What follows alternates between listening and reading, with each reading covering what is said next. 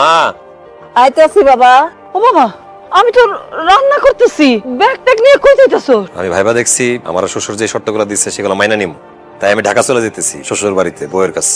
তোর শ্বশুরের শর্ত মাইনা নিলে তো আমার লগে আর তোর কোনো সম্পর্কই থাকবো না রে বাবা। আমার লগে আর কোনো যোগাযোগই করতে পারবি না। আর তুমি কি কও না কও মা, তুমি আমার মা, তোমার লগে সম্পর্ক কেন রাখুম না? আমি তোর যাইতে দিব না, আমি তো তোর ছাড়া থাকতে পারবো না রে বাবা। এখন তুমি আমার বাধা দিও না তো, আমার যাওয়ার অনুমতি দাও মা। আমি তোর কোনো অনুমতি দিতে পারব না। ঘর জামাই থাকবি তুই?